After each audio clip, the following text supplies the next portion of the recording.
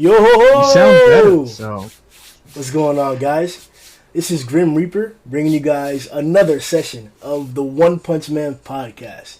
I believe this is episode 6. Today we're covering One Punch chapter 94. If you're following on the other sources, I believe it's chapter 135. I have some of the greats here with me today. Thankfully, JMW Shonen is able to join us today. What's going on, Shonen? Hey, yo, what it do? Mizuki fan 666 here. Yeah, man. Shonen's a really big One Punch Man creator. He does constant content. He does up-to-date content. And he actually does webcomic content as well. I believe he covers One Piece and other stuff like that. He also often provides most of the updates that the community gets for One Punch Man. Whether it's through Murata streams, whether it's through Reddit, whatever it is that he uses, whatever sources, I don't really know. But subscribe to JMW for your One Punch content. We also have Satsuki the Savage here, bro. What's good, Satsuki? What up? Satsuki's another big content creator. I think he does like almost everything, bro. Check out these guys' channels. The link is in the description and shit like that. These niggas are doing it big. I believe we met up the first time on the Don Tom stream. He did a little thing called the Hero Summit. It was a really big thing. A bunch of the One Punch Men content creators in the community, we all got together and did one big stream together. That's on that channel. Check that out. But these guys are so good and they know so much One Punch that I had to invite them here. And then we got the usual Sundown and Zarso and Kishin Prime from the Borsat podcast. We're back here today with you guys. So crazy ass chapter. Hold on, Grimm. Hold on. You're just gonna pass me over like, oh yeah, we got Zarso, Sundown. Like, well, no. I like they get an intro, but I don't. Hey, so we have the great guests, Kishin Prime and Sundownrider. Great ass content creators. Yes, rain on me. Rain the praise. All that, huh? Oh shit! Check out all the links in the description, guys. Like and subscribe. Let's start us off, guys. 94, bro. What are your thoughts? What are you thinking? What's going on, JMW? It was amazing. I mean, we already know that. We read it. I mean, I read it like, I don't know, 5 times since it's come out. I think it's the most fun I've had with a chapter in like a long time. I really like these support guys, and I'm really glad that Murata just gave us 143 pages of just them flexing on these fodder monsters, and not to mention, you know, the Mizuki fan service. That didn't hurt either. Oh man, Track Girl. Oh man, she's amazing. I can't do the buff girls. I can't do it. Why? I can't do Not it. even that man. buff. Trust me. She's You tall, said the she's wrong tall. thing. You said the wrong thing to Zarso, bro. He's just like, Man. Yari, he's got Mizuki, he got everything. Like, how can you say no to a fit chick? Explain. It is kind of weird though. All the girls you like. no. Just explain. No. Okay. I mean, all right. Valid argument. Counter argument. Why not? Oh man, I mean, I don't want to hop ahead because we're actually going to talk about a few of the characters individually, but she had an amazing weapon, bro. Her little baton did everything, man. Like every other panel was another feature of the baton. That was pretty exciting. Her character did have an odd point to her, or at least how she was used in this chapter. And I kind of found it to be a little bit weird, but I don't know. But the way that it was used, it was fine. You know, it turned out to be that Dark Shine. It seemed like he kept saving her.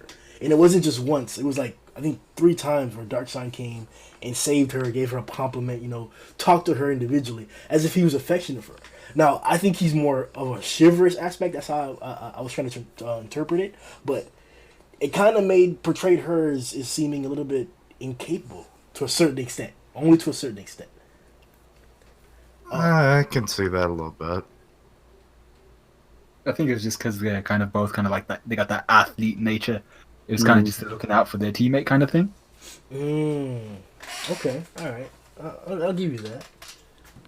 Yeah, because we do get that comment where like Darkshine's like, be sure to train your muscles well and don't overwork them and whatnot. And the expression that he has on his face is kind of like The Rock in his movies, because The Rock never really gets over sexual with like the female counterparts in his movies. Like he's almost asexual, especially like in the Fast and the Furious. And that's what I'm thinking like Darkshine's doing here. I mean, if there's anyone that he really lusts after, it's probably Tatsumaki, just in my opinion. Oh, get that little brain and brawn. You know what? Honestly, I ship it. Hell, yeah. Why not? I won't say no. Definitely. It's legal. It doesn't matter. We'll see what happens. Let's get everybody's individual thoughts on the chapter before we move on. So Sundown, Satsuki, what do you guys think, bro? You want to go first? All right. So I read this chapter. I don't go through the whole the streams or anything, so I didn't know how long this chapter was going to be. So I saw 143 chapters. I was like, damn, it's going to be a whole bunch of shit to review. But yeah, the chapter itself, it was pretty great.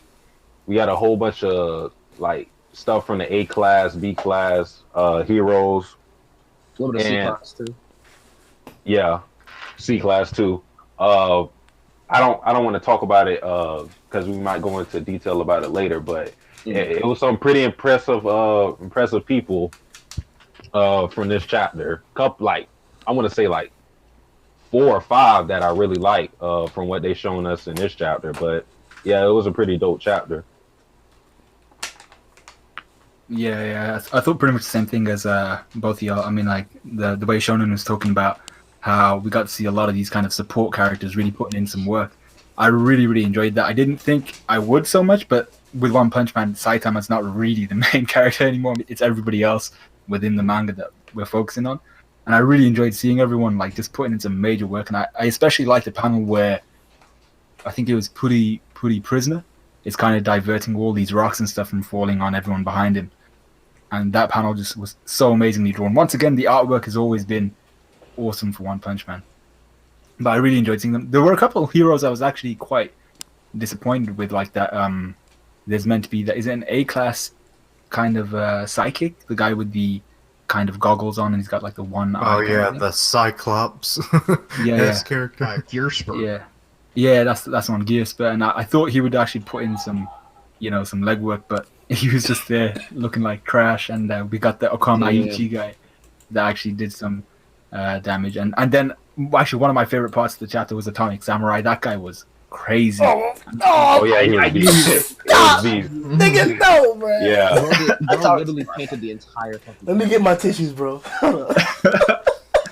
But yeah, so without saying too much, the last thing I wanted to say that I really thought was pretty cool was the Reaper character. I think his name was Jagan.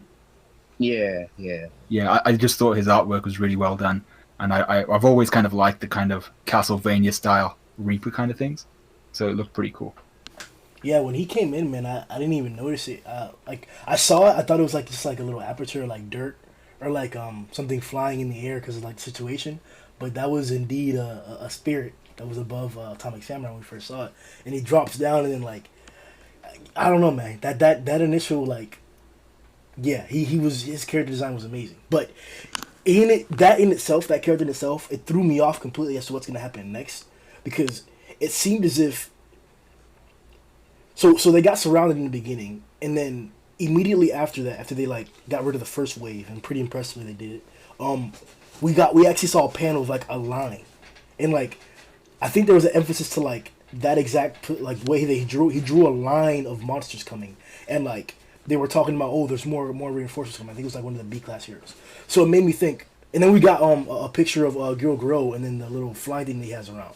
So it made me think, this guy, he's using these like fodder level monsters to obviously feel out the heroes, see what they can do, see how strong they are, see what competition's coming up, right? That was made obvious.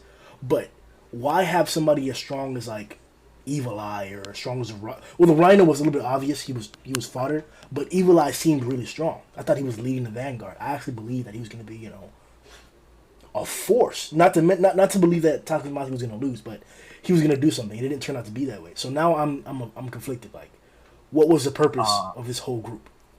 I think that real quick. I think when Jagan was sent over, I'm assuming Gyoro Gyoro used him probably to test out Tatsumaki more than anything else. You had a lot of Bingo. yeah, like you had a lot of fodder dudes, but it's like up until when you got to like say like deep, because think about it, at the end of the day, you could say that they probably had two demons. You had Rhino Wrestler, and then you had Jagan. They were probably out there to feel out the S class and see exactly how well they would do. Probably also assess how well or how powerful the A class heroes are. I think the only A class hero who's probably worth his salt is Sweet Mask. Even though we didn't see anything from him besides the fact that he could protect himself from falling debris, he was probably the only one that could handle himself. Even like say if Tatsumaki would have let shit drop on him compared to like all the other A class to C class heroes that essentially needed protecting themselves. I like the way that Gyoro was thinking. I mean, sending wave after wave. I believe he did definitely underestimate how powerful the S class heroes were. Because like I said before, Atomic Samurai literally went fucking crazy. He went crazy with the panel. Like 2 panels, one where he cuts everyone, and 2 where he paints like the panel itself. Like, what's wrong with you? Painting the whole thing went black. I'm like, come on, stop. So to actually start getting into it, the Rhino graded a bunch of the heroes based on their attacks. I don't want to jump immediately into there, but that's a good way to start looking at all the characters and changing your perspective on them. So, what's the most notable character for you guys? Non-S rank. Favorite non-S rank hero at the moment? I'll go ahead. Go ahead. For me, it would definitely be. I think we already knew he was always going to be pretty strong, just because of his position. But what was his name? Is it Iai something? Yain, nigga. Iai. So it's Iai something. It's the E-Iron. the apprentice. E-Iron. Yeah, E-Iron. So it's the Ion. apprentice. Sorry, how is it? Eon. It's iron. It's like weird. It's like you say EI and then IAN. Yeah, Nyan. Okay. But essentially, it's meant to be a play on the word. The I is the single slash that they do when they resheath the blade after slashing outwards. Mm-hmm. So I thought he put in some major work against the Rhino guy. But what really got me thinking was that Atomic Samurai knew straight away that the guy, his apprentice, was essentially playing with the Rhino because he was just trying to cut the horn. So I think he could have actually bodied the guy. I think he could have bodied Rhino. He wasted his time. Yeah, he was just wasting time because he's trying to cut the horn because it was something he couldn't physically do. But yeah, I think he might be super impressive to come. Okay. I want to nominate Needle Star because I was very surprised to see that he had psychic powers. I mean, he came from. I was surprised that he came from the Fubuki group, and it made sense why he could control his Mason chain the way he did. I also liked his little assist with Mizuki later on when they're fighting Rhino Wrestler. I thought that was pretty cool too. I hope we get to see more from him because he gives me he gives off that metal bat impression, and I really like that. I really like that aspect of his character. Plus, he did pretty good too. Yeah, it kind of gives it that vibe of like he won't go down because his will is so strong. Yeah, I like that. Yeah, he's like a brash, like almost bully kind of character, but he has like respect for others too. So he's like likable in that sense, and he also has that aesthetic of metal bat, which I guess is like 1980s tough guy high schooler from Japan. I don't know what that aesthetic It's is. definitely an archetype at this point. Yeah, that kind of like old school Yakuza kind of lackey kind of thing. Yeah, exactly. He's just missing the pump.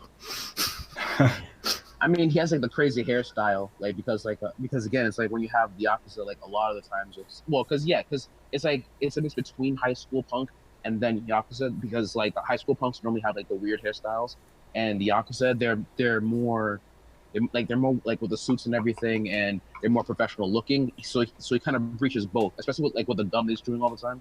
Yeah, I like that too. It's like a cross between them. Now, is that like Needle? That was the Sorry, I think he's like a B class hero because he was working with was working with because he said this chapter that he was working with a rookie group, but he got kicked out because he was. Oh yeah, that nigga. Oh my god, the guy with the chain mace kind of thing. Yeah, volunteering. Yeah. Flail. Yeah, he said that he got kicked out because Flail. he was he started infighting with the other groups. I guess he wanted to become stronger, and like I guess he wasn't able to. But I guess he's also stuck in B class, so I guess it's hard for him to get out of it. So I guess, and that was also the reason why that he wanted to take down Rhino all on his own, because he wanted to prove his worth. I guess either, but I feel like he wanted to get back in the group. Not sure though. That weapon was crazy. Or excuse me, his control over that weapon was crazy. Like, and I think at one point he even used it to like maneuver himself. Like, I think he like called the chain down and he used momentum to jump up, or maybe I don't know. It was weird to translate like one or two panel movements. The panels, once or twice. That the entire fight was super coherent, very very easy to read, very easy to understand. But there was one or two times with his like trajectories that it got confusing. I had to reread it, but his was epic. Like he was. I'm excited to see what he does next, but you know how in stories, especially with like One Punch Man, because all these fucking badass designed motherfuckers always get bodied. That's how it always happens. The cooler you look, the harder you get bodied most of the time. Right. So I'm not sure about it. Yeah. So like I'm scared to like hop on a certain character or to like start rooting for somebody because of like how the Walking Dead principle. They may be dead by next chapter. Yeah. Exactly. Yeah. So it's gonna be interesting to see how he develops. Well, because I will say after Iain, he's probably the most intriguing hero that displayed his stuff. Let me not get into the other ones until we get to them. Satsuki and what do you think, bro? What's your favorite hero? So I'm not good with the names, but the sniper guy was the most impressive for me. Well, not the most. Not the most impressive because, of course, he was going up against like fodder monsters or whatever. But just like when they tried to close in on him, of course, since he's a sniper, he was like, "You're not fucking with me close combat either." So that I thought that was pretty cool. But then he got his gun jammed and it made him look like a scrub. But for the first, I want to say like 4 panels of him in there, he was doing pretty good. So I had to go with him. Yeah, I thought he's pretty cool, especially when he shot that kind of when the bullet went straight through the monster's bullet and it just headshot. Yeah. Bro, that's pretty cool. That bullet animation, bro, it seemed like a beam or some shit. That shit was like not his, the monster, the other sniper that was up there, bro. He had a fucking gun, man. I think it was it had like the cover. It was a monster itself. It was a monster. It was really weird. It's like in One Piece, you know how some of the weapons have like a devil fruit. Yeah. It was exactly like that in the sense of that weapon was alive, I think. Yeah, it was like monster. I'm pretty sure the scope was an eyeball. Correct me if I'm wrong. Yes, it was. Yeah, and then he actually shot through the scope, which is a rare thing even in our world. Yeah. So I've been trying to figure that gun out because it does stand out as like a monster like gun, as if it's living. So I'm assuming that when he ate monster cells, maybe that gun became a part of him, or I don't know. It's just very interesting looking. We've seen crazier, right, bro? Remember the first villain ever in the series, the fucking what was it? Was it man? Was it him? Yeah, Vaccine Man. Yeah, Vaccine Man. AKA Piccolo. Mr. Piccolo, Mr. Purple Piccolo. No, but there was a guy that like the crab guy. That's what I'm talking about. The crab guy. The crab guy. Wasn't it like he ate so many crabs that he turned into a crab or something like that? Yeah. Yes. So like crazy ass origins or transformations or not. Yeah, it's definitely. I could definitely see him being like an ex special ops, because when you look at the monster himself, he's like got body armor and everything. Yeah, good call. So his weapon might have fused with him at one point, and then it becomes what we see now. I reloaded this gun too much, so I became a monster, and so did the gun. Yeah, I don't think it's too much of a push to say that maybe they could engineer some monsters as well in terms of bioengineer. Yeah, Oh, I mean, absolutely. Yeah, No, so it could be that, but I'm not too sure. I liked There's how. definitely. No, I was just gonna say that I liked how when he fired a shot and then the shell popped out, like the monster actually burped out the shell, like well the gun burped out the shell and everything because the detail in for Murata is ridiculously crazy. Some of these scenes definitely were good. I thought it was going to be a little slow in the beginning because they were just talking, but then when you saw the monsters start collecting, I was like, "Oh, this is going to be good." Yes, And then, like, less than 20 minutes later, you're basically done with the chapter. It flowed very well. Yeah. Yeah. Yeah, So- that's the thing. It was so long, but you just shoot through it. It does flow. Who hasn't What you answered want. the favorite hero thing? Well, me, Oh, I think but me. Mizuki. Oh, yeah, you go. It's like ever since I first saw her, and I was like, I like her. I don't want her to die. But her weapon, good lord. How do you Yep. fit that much in a damn pole? Honestly, shoot. the heroes. Honestly, that just real quick, the heroes seem to have a lot of technology and gear and access to like a lot of finance. Because some of the stuff that these guys have is kind of ridiculous. They like how many cyborgs are part of the hero society? How many weapons that just do crazy stuff have we seen already? I was very pleased with what she could do. I didn't expect that baton to do that many things. Yeah, it was. I first thought it was just going to be like a power pole, you know. It's like, yeah, baton, and now pole. I'm going to pole vault, and then it turns into a javelin, which, that works. But then the whole hammer shot, that one kind of was pushing it for me a little bit. But we've seen weird stuff in this series so far, so you know. But Yeah, and I think it's key to remember that they're bodying kind of really low ranked monsters at the moment. So maybe later on she might even show different forms of her pole. Maybe there's a most powerful form she has, a lot like that Stinger guy. But I think later on the heroes are going to start to get bodied from like the lesser quality heroes up to a little bit higher. Maybe not the S class heroes, but did Shonen answer the favorite hero? Oh, I'll go real quick. So there's one support hero who's like kind of slept on, and that's because he's really like unassuming, but he is very impressive in this chapter. And as far as I remember, I don't even think he gets hit like the other ones do. So I'm talking about this guy Double Hole. So he's the dude who's like wearing a the gi and he has nostril like that thing. blaster. Yeah, Really? yeah, that dude. He is really impressive, and it's not just like me just being overzealous for this dude. There's actually like special dialogue that Second Gar says about the heroes, and when he is saying this, you see Double Fall like during the panel. So he says that there are many heroes in this group that their power isn't really indicative of their rank, meaning that there are certain heroes who are like way more powerful than what their rank implies. And Double Hole is like B class rank 29 or something like that. So I'm assuming that this guy could possibly be like A class quality, but his just rank is B29 for whatever reason.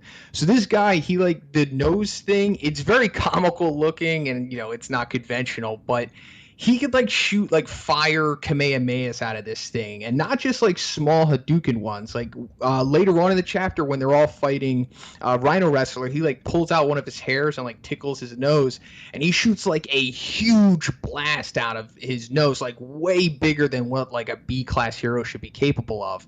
And he's also like physical too, like he knows like some kind of martial arts because he like sticks both of his fingers like up this gorilla monster's nose and spins him like in a judo fashion, and it's very similar to like what Bang has done before in the past. So this guy Double Hole, he's pretty capable, but really unassuming at the same time. So I'm not really sure where he's going because he's not getting the same kind of push that like Mizuki, Needle Star, Gear Spur, and those other guys are getting.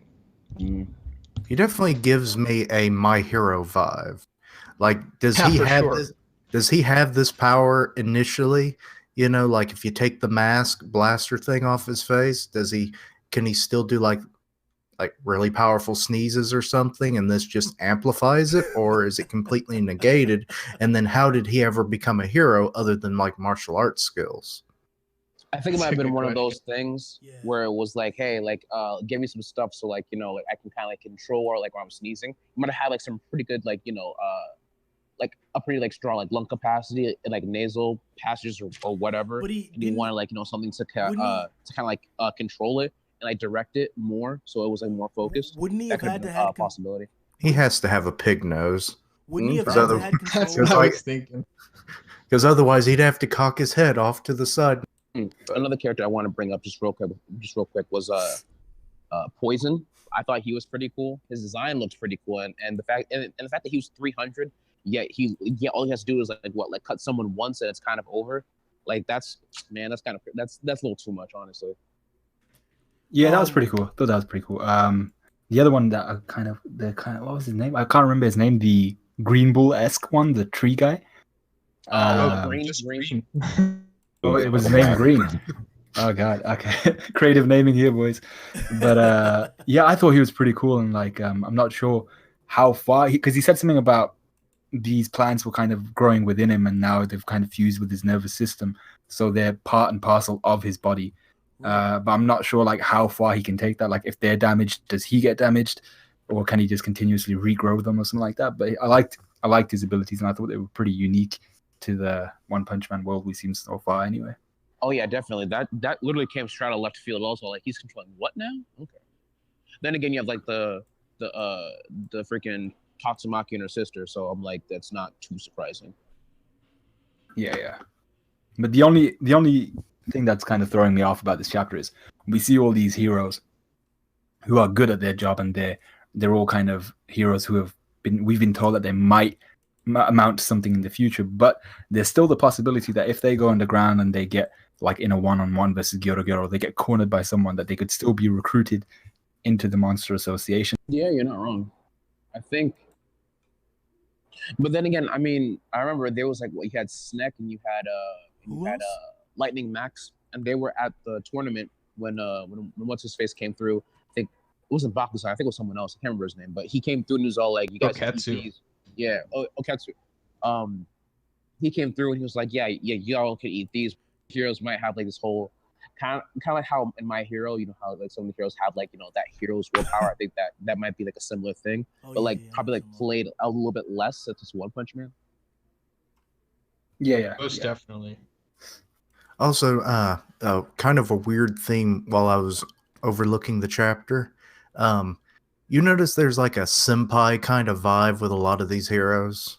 Yeah. Because, like, what is it, Beautiful Mask? You had that guy with the rose who kind of looks up to him. Then you had Mizuki who looks up to Dark Shine, and I guess technically Cyclops looking dude, Gear, whatever. He may be Tatsumaki, but I doubt it because she'd be like, "You're pond scum." Yeah. And you had So that it's other like, female don't ninja. come anywhere near my barrier. I'm not going to protect you anyway. Which, yeah, that was another thing. Yeah, it's like Well, if you you also had can't that female ninja looking up to who was it? Was it Flashy Flash? yeah, it was Flashy Yeah. Flash. Yeah, after this, they might even go into kind of like an apprenticeship with these heroes. Yeah. So like Yeah, they start seeing the potential of the lower ranks, and it's like, well, we're trying to save the world, so training these scrubs might actually be beneficial to us all. I'll give up an hour a day.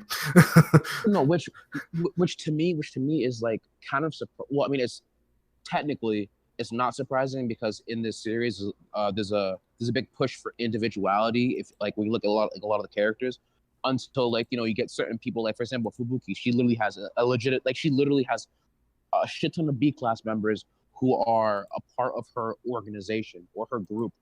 Then you have like Atomic Samurai who's taken on apprentices, and I don't know, and I think that's about Tank Top Master. Tank Top Master has a ton of different. Yeah, he's got his own squad. Yeah, from all over like the hero list, from like A class to C class. I think a lot of them are C class though, but it just goes to show that there is potential for like a lot of these heroes, but a lot of the time the top heroes that could be like taking like a lot of them under their wing just don't really think about that. Like I think for example Tatsumaki, there's a lot of espers in the Hero Association. The only one she's focused on is Fubuki, and that's it. But for obvious reasons, I think it would be definitely beneficial if they were to take in apprentices, but we'll have to see if that comes to pass. But I hope it does. It would give another I layer do to think the that's series. what they're setting up. Maybe. I hope so. I mean, the thing is, like, Mizuki can only get so many muscles before it's like I might like die of like shock, honestly. So I hope Darkshine takes her under his wing. I really hope. I think we'll see that. And the thing is, like, Mizuki, she's not just muscular. Like, she's big too. Like, you see the perspective between her and like Needle Star in one of the panels, and it's she's definitely she's like more Death than a by head Snoo taller Snoo. than everybody. Okay, now where were we? We're just kind of on a random tangent there for a Yeah, minute. I think we all just finished talking about what heroes we liked. Yeah. We were going to go after. Okay. Future apprenticeships and Mm-hmm. greater heroes in the future because of Potential apprenticeships, which I hope really does happen. Because I didn't even think about it for a second, but now that I think about it, it really would be worth it. So I'm on a panel, and I want to point this out. I don't know much about Darkshine, but this boulder just broke off of him, and then like immediately after, a Mind Mask like flexes as well. So like these underrated heroes. I'm not gonna say underrated. Obviously, Darkshine's supposed to be exceptionally strong, even amongst the S-class heroes. Should we expect Darkshine to like deal with Rover easily? Is Gyoro gonna body like a Mind Mask? What perspective is like Darkshine and a Mind Mask at this moment to you guys? Well, alright, so first of all, we have to understand that Darkshine was specifically picked to be the guardian of the hero headquarters. So that should just tell you everything about this dude. Because, he's, What? just look at him. This basically Hockey Man if he did full body hockey. Essentially. Yeah, he's like Virgo. Too powerful. Like, when I saw that piece of like rubble just fall on him, and like just blank stare, nothing changed about his demeanor at all. Just look, he's tossing heroes back, so like, watch out, it's dangerous. And then just gets slammed, and he's like, yeah, perfectly fine. I was kind of tight. I was like, man, come get out of here, Mr. Overbuild. So He's just touching those monsters, like literally just like feeling them, and they're exploding. It's quite insane what he's doing. he slapped them, and they bursted into like absolute nothingness. Like that, like that's scary, dude. Like, that's really scary. I feel like he's gonna be like a pooty type fighter, straight physical hands, stuff like that. But he seems to be like obviously an upgrade of Pooty's extent. Is there like a version of that on the other side, like somebody else who has that that obvious similar fighting format, maybe even similar design, but much stronger or much weaker? Do we have that for anybody else? From what we've seen, not really, not yet. Well, so far the only one that was kind of like that was Rhino Wrestler, like a physical brute strength, kind of impervious type. But other than that, the other executives and other demon level guys that we've seen, they're like pretty unique for their, all things considered for the monsters in this series. They're not just pure physical types. Yeah. Yeah. No, just by the kind of like the nonchalant kind of look, I think that character that we saw on the executives, I think his name was Black Sperm. I think him against Super Alloy would be awesome to see because They're both black, huh? Racist. Wow. All that, Grimm? All that, huh? I ain't said nothing, man. But yeah, I think that would just be awesome to see because like Super Alloy at the moment is literally just running at people and he's killing them. He's just running through people. He's not even like going in.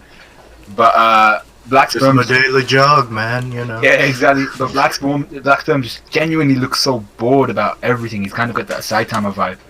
I just think it'd be an awesome fight to see, and I think seeing Black Sperm seeing Super Allo going all out is something that we need to see as well, because he also has that kind of nonchalant kind of demeanor. He doesn't really seem to care too much about what's going on around him because he knows he's kind of invincible. But if he gets cut off by kinda, well, we don't know yet, because if he comes up against Rover or something and he gets scratched or something, maybe that'll force him to rethink his strategy or something. I don't know about y'all, but like I've seen a large angry black man. It is not fun. It's quite scary. It's quite scary, and seeing Darkshine get tight, and because think about it, he's always wearing is a speedo. That's already that makes me feel bad. It's all like he's like rippling muscles left and right, and now you're gonna get angry at me, man. Can you send me back home, please? That is really interesting. I don't think I ever thought about this. These characters that have like these plain looks, so that like they go about things in a certain way, they don't change it. Watchdog is a great example. Saitama, and Super Owlin now is a variation of that. What happens when these guys like when their expression changes? So we expect like indomitable like competition and shit like that, like because we're I think Watchdog is number 6, correct, or something like that. I think so. Yeah, he's hot. Yeah, he's ranked like he's 12. He's 12. Is he really? All right. Yeah. So let's say it's confirmed that he's 12. When he like gets mad or whatever, when you take his bone, does he go to like number 2? Does he amplify like that?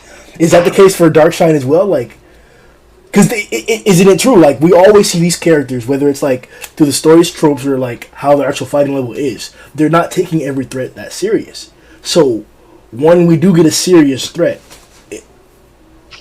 like what should we expect in terms of like them going harder and shit? Like, to see these guys' real power. That's what I'm asking, because we've seen Saitama, but we know that it's just him playing.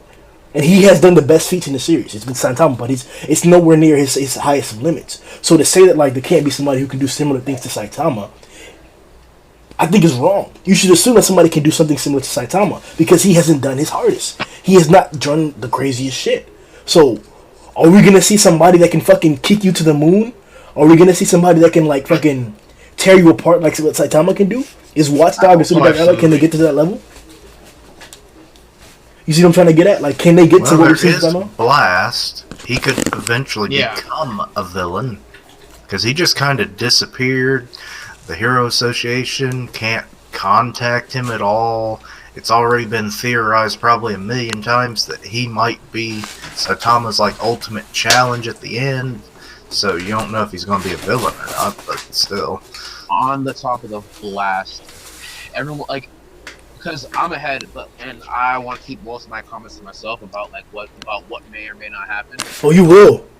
But what I do know is that Murata does take a different take. Well, like he does take like a different path than what one originally does, because there's a lot of like slight variations to the story. I won't get into them now, but I will say that when it comes to Blast, we only see him once, and from what I've seen from him and like and what he's shown, he seems kind of like he seems a lot like Saitama in the fact that he just wants to be a hero, does his job, and kind of just like leaves the situation, and then you never see him again. I don't know what he does. He seems kind of like a recluse, like a really big recluse. He just does what he wants, walks away.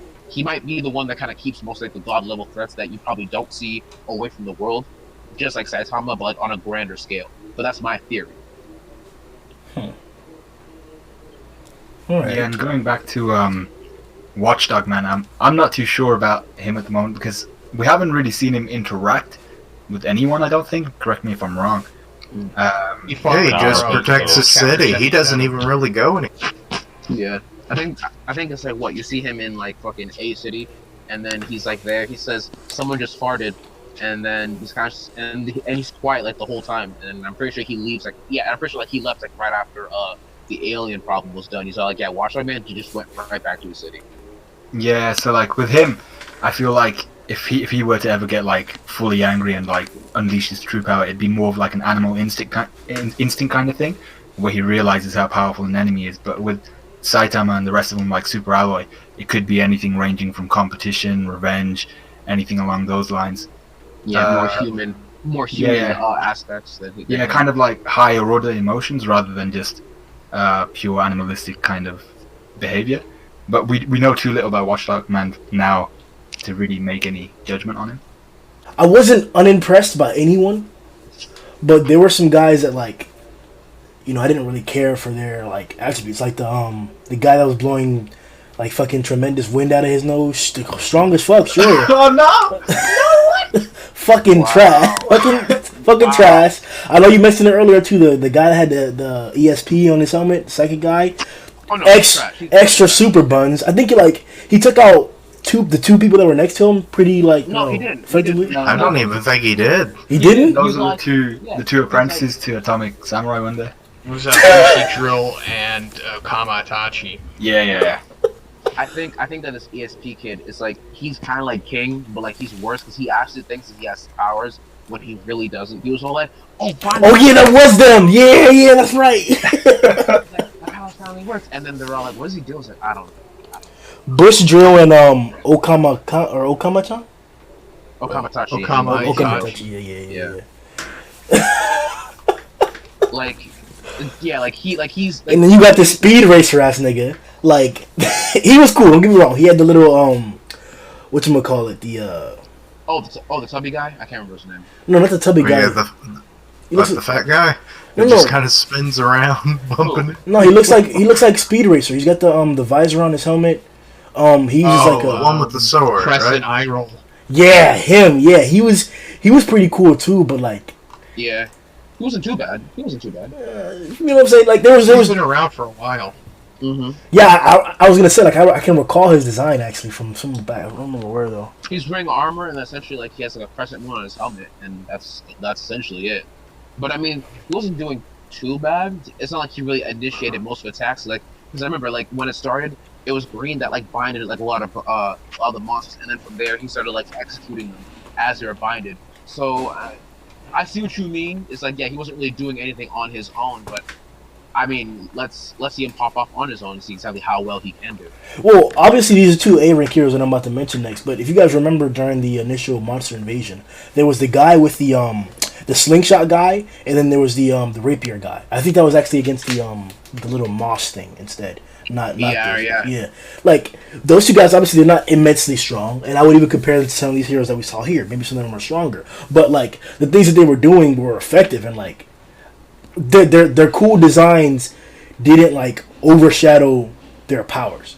Like this guy, like for example, the Wolverine guy is badass as fuck. All he's doing is cutting shit. Yeah, he was definitely pretty interesting. I'm kind of curious though when Sweet Mask was like, is that what I was talking? Is that what they were talking about? Like that elegant fighting style, like that mid-air combat? It's like, can he really like fly, or is it just because like he's like really acrobatic and can like jump in the air? So not sure if he can fly or not. I wanna do this segment for this video. It's called Great Panels. I want to point out every fucking great panel that we can. And the viewers, all great panels. What are you doing? viewers, if you guys have a favorite picture or a favorite drawing that you saw in this chapter, mention it in the comment section, and we'll be sure to shout it out next video. That panel that you just described, where we had the Wolverine guy in the back, and then a mime mask in the front, and then the dancer in the middle, was the best panel I have ever seen in my life in terms of like displaying something. Like I've never seen 3 different perspectives in the same picture, and bro, that was spectacular drawing, bro. Spectacular. Like It really does look amazing. yeah, like it's like you want a picture to describe the story. That's what a manga is. A manga is a story through pictures and words as well. And that picture did it all, man. Like, oh man. You remember what page it was on? X on that. I don't actually. There's 143 of them.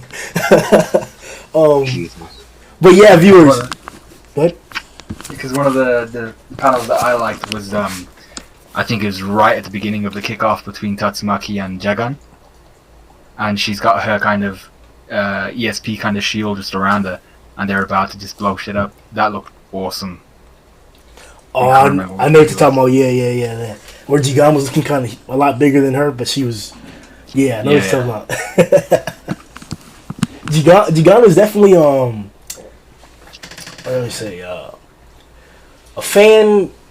I wouldn't say favorite? Yeah, not fan favorite, like fan service design, you know, a huge mysterious creature like that. I'm not gonna lie, that attracted the fuck out of me. Like seeing the spoiler videos that Shonen drops, and he had like the thumbnail with that. I was like, God damn, this chapter about to be that shit, nigga. Like, let me get ready for this shit. Like, his design definitely attracted me for this chapter and shit. So like, Jigan, he's like I said, man, this art's amazing. Let me stop rambling though, cause we gotta get into some deep ass shit. Tatsumaki. This is another fight, or the fight that she got. It was basically off-screened.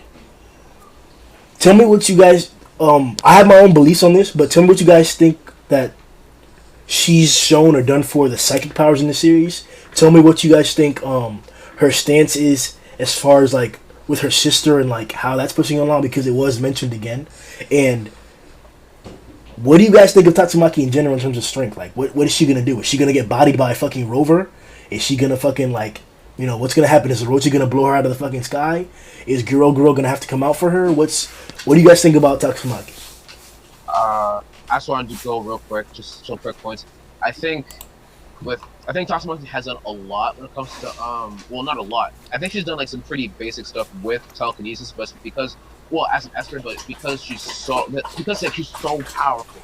It's like, the most simplest stuff is, like, she'll do it overboard. As for her sister, with her sister, she's a really controlling individual. She kind of needs to, like, you know, like, chill out. But other than that, I mean, basically a loose cannon, essentially.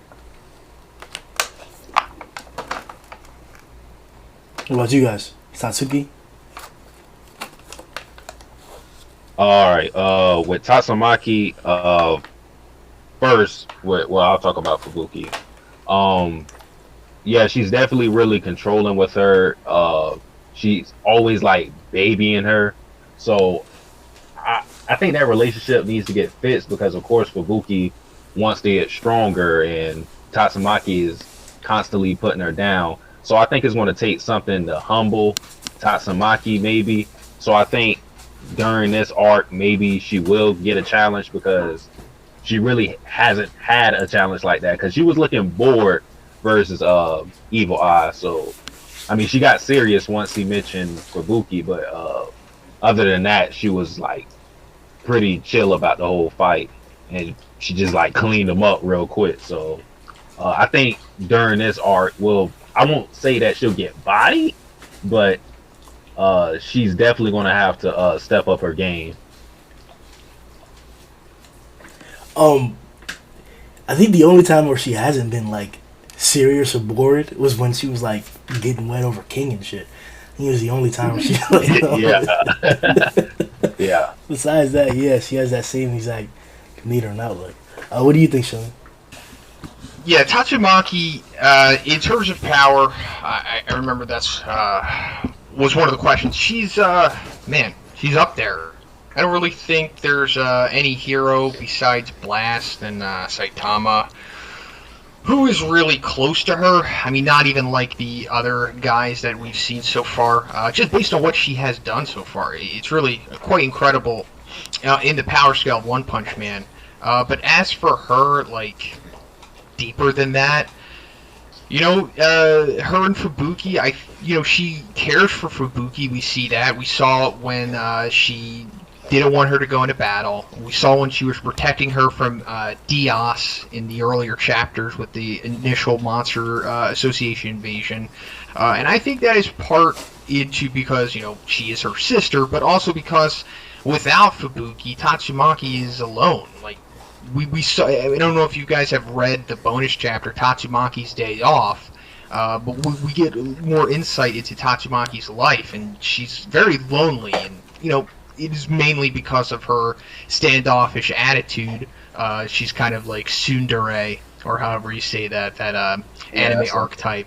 But, you know, she doesn't really have much going on in her life, and she's, you know, kind of has some parallels to Saitama, and to where she's so powerful that it's kind of like not challenging to her to do what she loves anymore. And she kind of does love being a hero, but at the same time, she's like really jaded about it.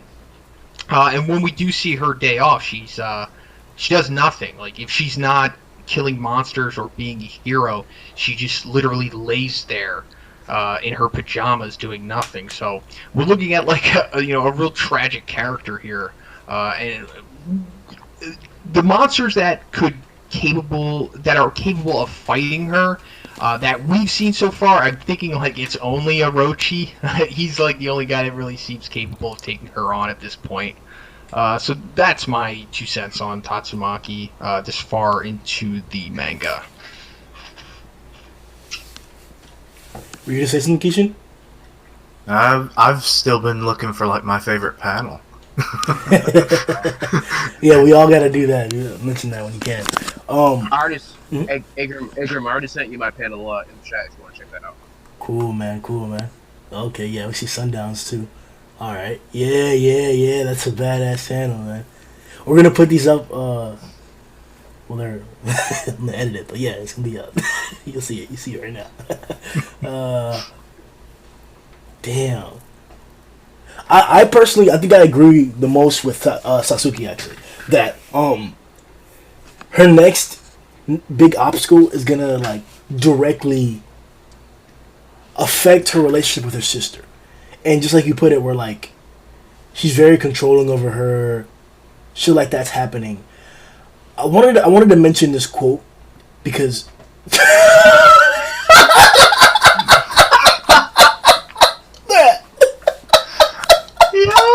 This guy. Nigga. Oh, God, here we go. Crazy! Who did that? Yo, I'm tight. I'm done. Yo, Shonen, stop, bro. Stop, I'm saving this. I'm sorry. Oh shit. Nigga. Tight, bro. What the? You know, I'm tight. Alright, so that's Shonen's